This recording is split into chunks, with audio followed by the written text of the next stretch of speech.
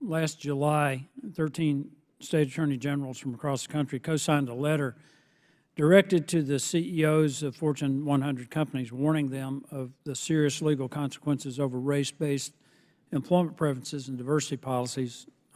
They did that in consequence of the decision of Students for Fair Admission versus Harvard.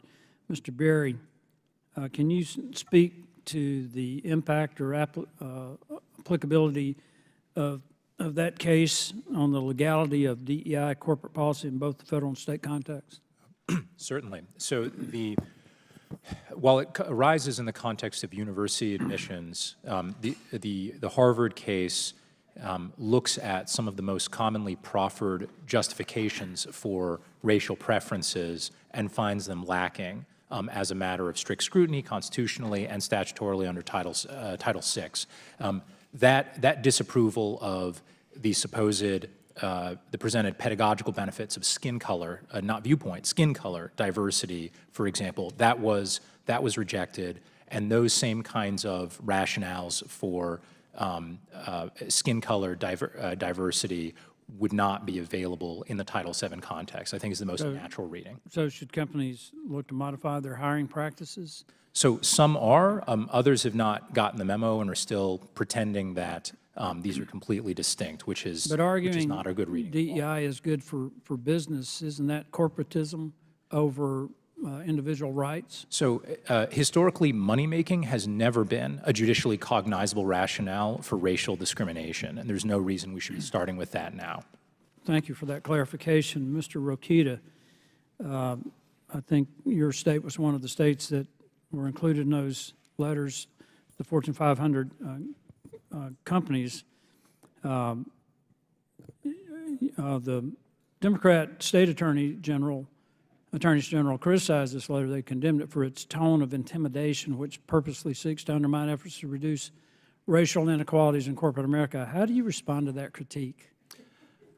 Well, the fact of the matter is attorneys general have a duty to enforce the law. And what we were doing in that letter, unapologetically, was enforcing Title VII, which says it's unlawful to discriminate on the basis of sex, color, religion. And that's exactly what a DEI program does. By definition, it has to go against Title VII. And it's surprising because we're all celebrating here and in most places how good Title VII has been over the decades. I've heard testimony and comments from both sides of the aisle here today. And to have attorneys general say, well, enforcing Title VII is now threatening is disheartening and confusing and sad. So we stand by our letter. Where appropriate, when we can, we will enforce the law.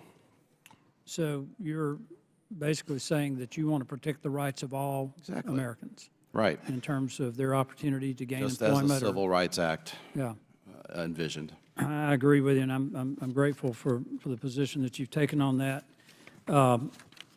Ms.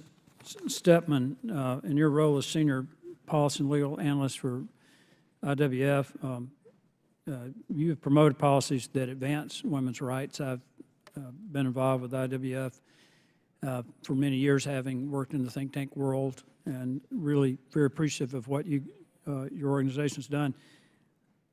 What do some of these policies look like from your perspective in terms of your efforts to end discrimination across the board in regard to women? Right now, we're focusing a lot on protecting the rights of women under both Title VII and Title IX in the face of a redefinition of the word sex that somehow eviscerates all of the protections that women have counted on, relied on, fought for when it comes to males who claim identity as the opposite sex.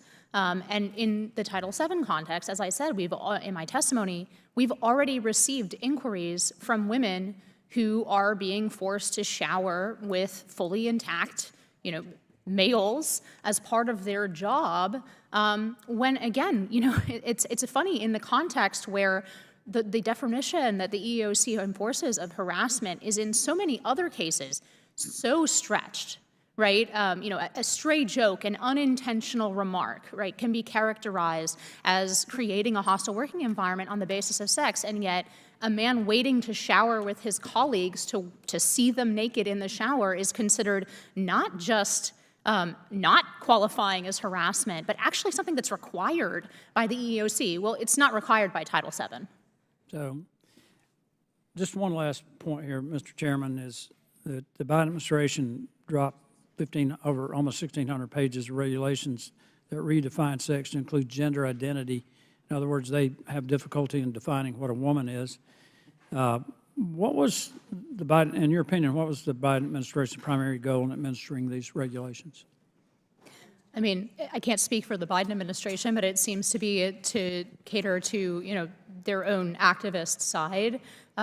This is definitely not good for women. This has consequences far-reaching, and it's actually, frankly, that the regulations, as you mentioned, are 1,577 pages long. There's a lot in there.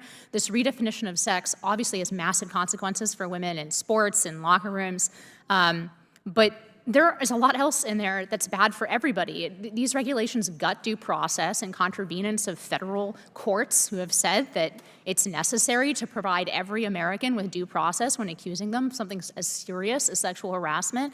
They eat into what the Supreme Court has clearly said is protected speech in terms of, for example, using pronouns that match the biological sex of a person, and also just, you know, any kind of remarks about, for example, the role of men and women in society. We've seen the definition under Title IX of harassment expand and expand and expand, and once again, in these regulations, that's put into guidance and now regulation by the Biden administration in a way that's totally contrary to the idea of free speech and is frankly insulting to the idea, again, that we're trying to prevent, which is actual sexual harassment that everyone would recognize as such. Thank you for your testimony. I Thank yield you. back.